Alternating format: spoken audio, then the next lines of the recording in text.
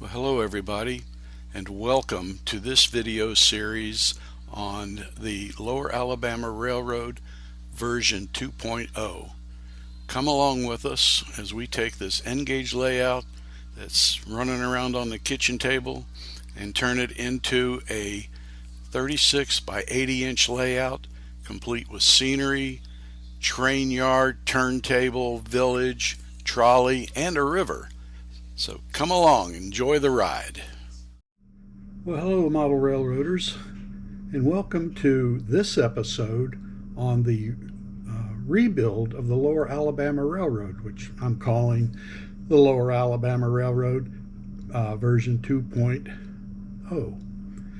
Today I am going to do an unboxing. Right at this point I am still gathering pieces and parts to do the layout. And yesterday I received a rather significant part, and that is the Kato 2283 turntable set. And this is what we got here. And we're going to do a little unboxing, then I'm going to set it up, and we're going to do a little test with it. So stand by while we get the box open. When the outer sleeve comes out or comes off, this is what you see. You got instruction manual in Japanese and English, parts list of the goodies we're going to find inside. Here we have the control box. From what I've read, that'll push it to the left, make it rotate clockwise, counterclockwise, and from what I understand, that when you get just almost to the point of where you want it to stop, you put it back into the center and it will automatically lock in to that particular spur track, and it's got a locking pin that'll hold it steady. And then here's a forward and back lever controlling the power to the bridge. Now let's see what else we have in here. Okay, well, we got a spacer block. It appears here that we have, yeah, we got the power supply for the turntable.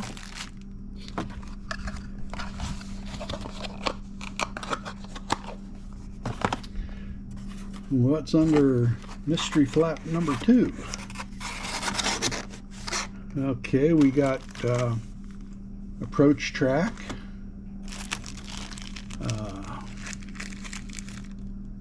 bag of detail parts. There's the, in the red, that's the bridge for the, or the electrical arch for the bridge, and some bumpers,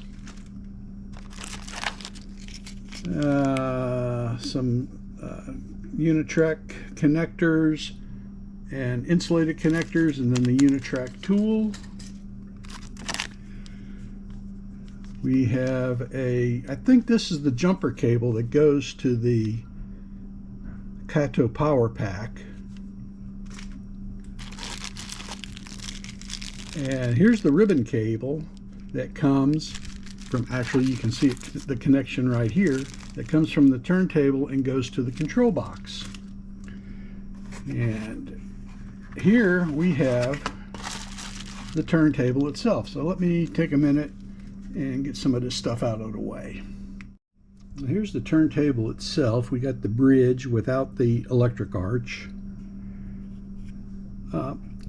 If you'll note here, that's a little cap right there. You take this off and you can get one of these sections that includes the 3 entry tracks. So you can put spurs coming all off this thing.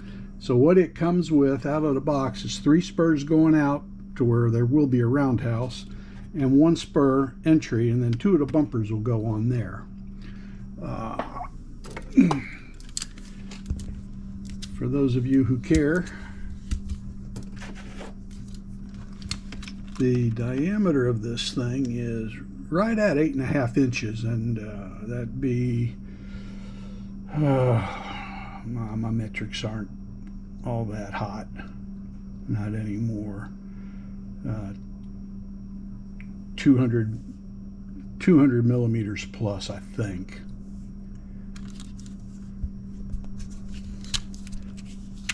And I'm gonna pause this one more second, and we're going to get an engine on there. Now here you can see on the track I've got my Kato GE AC 4400 CW locomotive in CSX livery, cab number 111, and it pretty much fills the bridge. We got probably a 3/8 to a 1/2 inch clearance on either side, so that's acceptable. Now let's see if we can get some of the track pieces on, and we can get a look at what the whole thing looks like here. All right, I got the feeder tracks in, and I put a little section of track there so we can play here in a minute. Everything went well, and I did get my metric rule out, so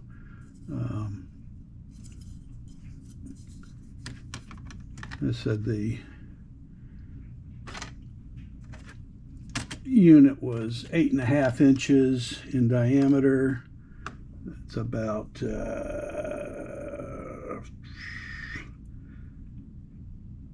21.5 millimeters, or 215 millimeters. The lead tracks are 140 millimeter, or I think it was at 5.5 inches. Yeah, 5.5 inches. And then, you know, they got their connectors here.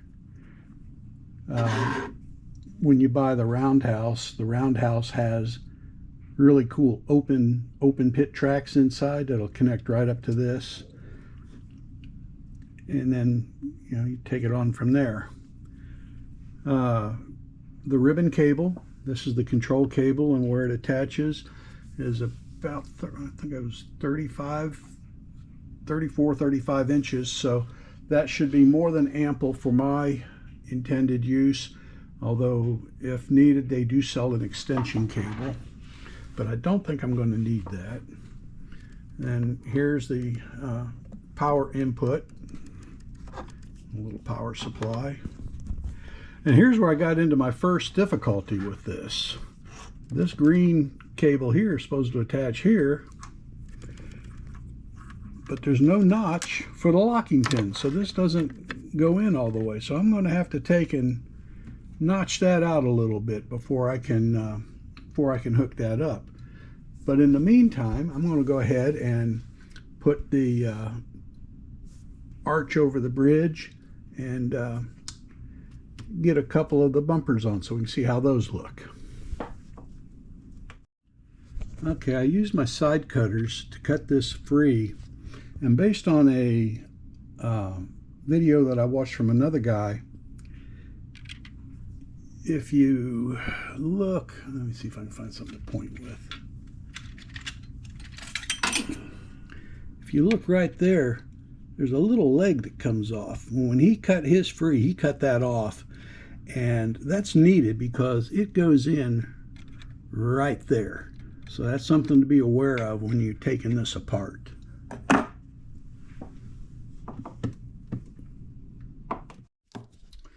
All right, after a few minutes, I got the two of the bumper sections on. Like anything with the end scale, it's kind of fiddly, and of course my fat thumb broke one of them, which broke the little tab off of the bent rail. I could have dropped a CA, would have fixed that. And got the bridge on, and with just a few minutes with a hobby knife, I got a little notch cut in there for the green power cable. Now, like I suspected, this cable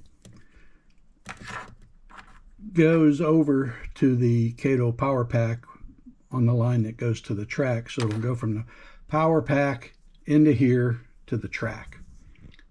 So I am waiting on another power pack to cover my trolley track. So we're going to end this at this point, and we'll pick this up in a day or two when I get the other power pack, because of course I'm going to want to test it as well. So stand by until then.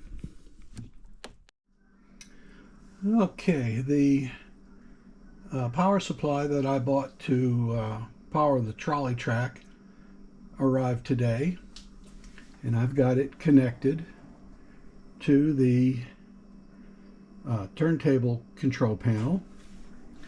You see the wire coming out of the back of the turntable and comes into here.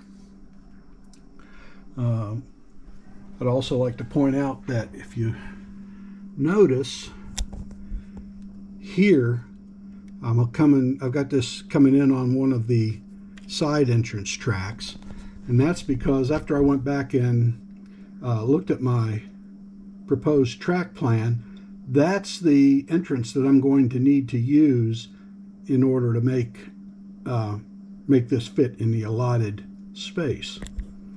So without further ado, we have got the engine on the track, and here you notice the little black arrow pointing towards the bridge. So we're going to be going on towards the bridge, so I need to have the black arrow here. Now come over here and hit the throttle,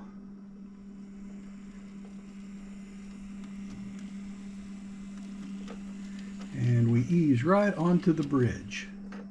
Oops, a little too far. Let me back up a little bit. Okay, that's more better. Now, let's see, let's swing her clockwise. So we push this button, and you can see him going around. And do you hear those little clicking noises? That's when it goes in front of the locking pins.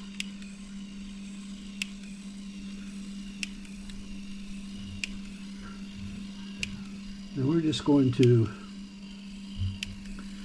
bring this around to the lower spur track, and at this point right here I go back to the neutral position on the switch, and you see how it slows down and indexes and locks. And oops, I had it right the first time. And off we go onto the little spur track. Now again, eventually connecting onto these tracks will be the tracks going into the roundhouse. So now let's get her back out onto the bridge. And we're pointing the right direction and we're on the spur, so let's just go right on through.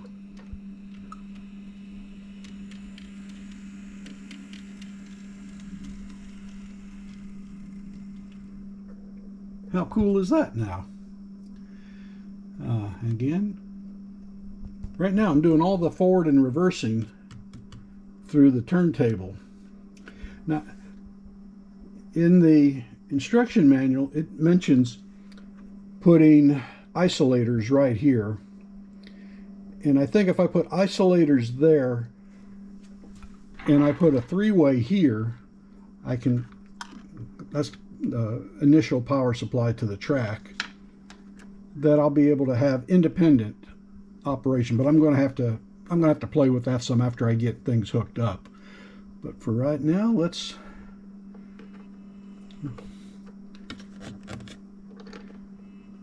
back onto the bridge.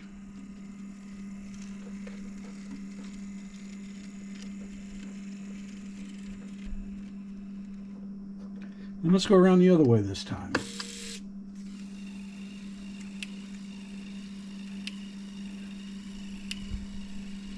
And I think that moves at a quite prototypical speed.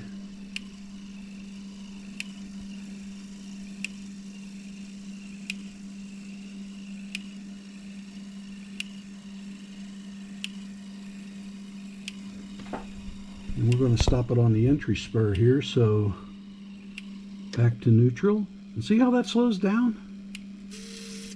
Indexed and locked.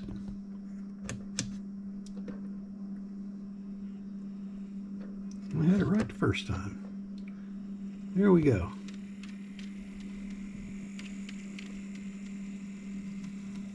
How cool is that?